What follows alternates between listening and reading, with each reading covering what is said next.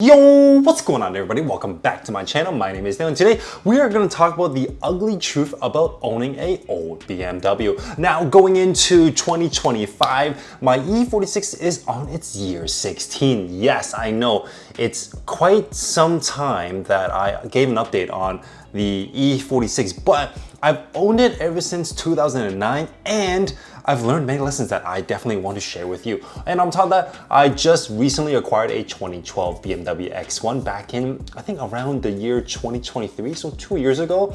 So I feel like I have some ideas, thoughts, and concerns that I want to share with you guys. First, I definitely want to acknowledge that these cars are super fun. Yes, they are amazing to drive if you have everything working properly. But before all the glamour and glory, there are some things that you should definitely watch out for. And of course, here are top 5 things that people tend to look over. Number 5 has to be maintenance will bleed you out slowly. Now, of course, looking in the Facebook marketplace, there's a lot of BMWs out there in the market that have a low price tag. And even if the car was free at a good cheap price, the upkeep is definitely not. For one, BMW parts are expensive if you do not know where to source the parts, and labor, of course, is another factor. Even if you are super handy, the DIY time tends to add up. On top of that, you will definitely need the right tools, and of course, you will need to have good patience. Some of these areas where you're trying to access, such as the oil filtering housing gasket, is such a pain in the butt due to the fact that you have to take out many components before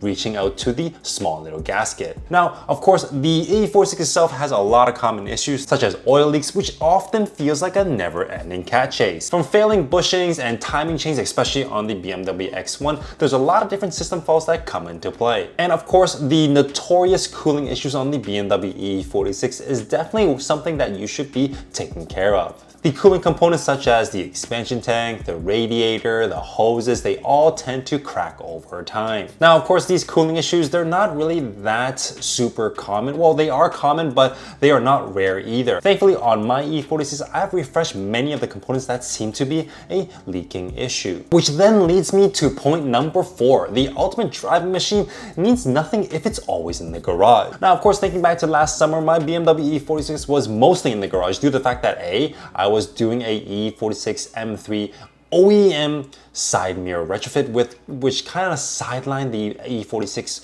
for most of the summer. And definitely my check engine light was on due to the fact that it had a bad thermostat. Now, if you're using a car like this daily, then you would definitely need to expect periods of downtime unless you have overhauled most of the parts in the car. With that being said, comfort and performance means very little if you're stuck waiting on parts. Doubling down on this was especially true when my automatic transmission decided to crap out. It had no reverse, and I definitely was very skeptical about driving a car with no reverse. Thus, having that car stuck in the garage for the longest time as I sourced parts for the E46 6-speed transmission swap. Buying a new used transmission was a hassle in its own. I had to lean towards local sellers that was just out of my way, and it was a risk in itself. With the swap being done correctly, there were still some electronic components that you have to take care of. Which leads me to point number 3. Electronics can be a nightmare. The car being a 2001, the older the car, the more fragile the electronics. From failing window regulators to intermittent dash lights, old BMWs just love glitching out in and out. Right now on my E46, there is a parasitic draw or discharge somewhere, and I just don't know where it is. It could be one of the fuses that are malfunctioning. It could be maybe my dash cam that is drawing way too much power when it's in sleep mode. And on top of that, I also believe that the GM5 module in the car is bugging out. Sometimes the GM5 module will trigger all the windows to come down. Sometimes it will only unlock all the locks, and sometimes it doesn't. And seems like I always have to chase this small little things around the car just to make it perfect. And if that isn't bad enough, it will lead you to point number 2, which is everyone will just blame you. If you take an old car like this, a 2001 Model 2, the mechanics will just blame its age. And of course, the BMW forums will just blame the lack of maintenance. Friends will often blame your choice of brand. It's either you messed up or you should have just bought an alternate brand, such as maybe like a Toyota or a Honda. While this may be true to some degree, most mechanics are not specialized in this area and would often even upcharge you for a higher price since they have to go out of their own way to repair your BMW. Of course, this is a cautionary tale, and if you can avoid it, more power to you. An example would be right now my BMW X1 has a very old ball joint that needs replacing. When I look underneath, the previous owner never rust proofed the bottom, and I definitely felt that this car was a winter warrior on their end. Everything in the bottom right now is covered in surface rust, which definitely sucks.